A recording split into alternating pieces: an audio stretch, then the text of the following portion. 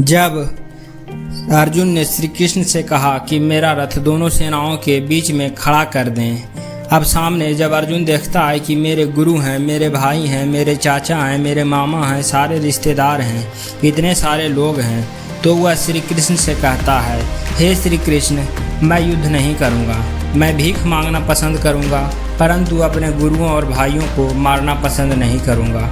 मुझे ये राज्य नहीं चाहिए, मुझे ऐसा सुख नहीं चाहिए, ये हिंसा, ये पाप नहीं चाहिए।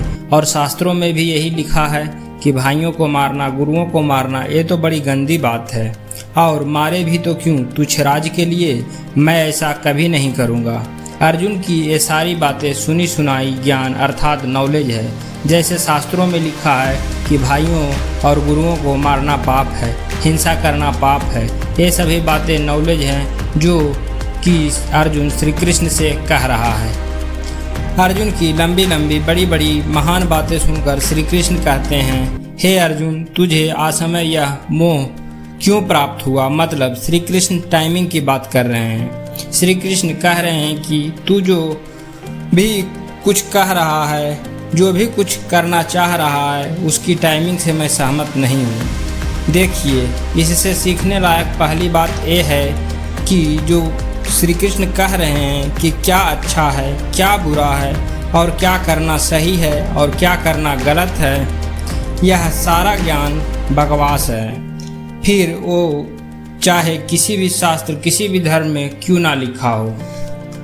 तो बहुत अच्छे से समझ लेना कि कृष्ण जो कह रहे हैं कि नॉलेज सारा बकवास है, और टाइमिंग का मतलब क्या हुआ, सेंस।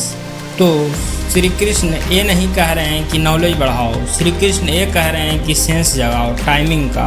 अब जैसे लोग कहते हैं कि अहिंसा परमो धर्मा, अहिंसा परमो धर्मा, अब क्या करूं इस नॉलेज का। अभी घर में बदमाश घुस गए, बच्चे को लेकर भाग रहे हैं, तो मैं यूँ बोलूं कि अहिंसा परमो धर्मा, अहिंसा परमो धर्मा, नहीं, अरे उनको पीटना पड़ेगा, बच्चे को बचाना पड़ेगा। तो नॉलेज तो जीरो हुआ, सारा खेल टाइमिंग का है। आप देखो कि जो कुछ भी आप कर रहे हो उसका टाइमिंग सही है कि नहीं। अगर टाइमिंग सुधार लिए तो आपका जीवन सुधर जाएगा। धन्यवाद।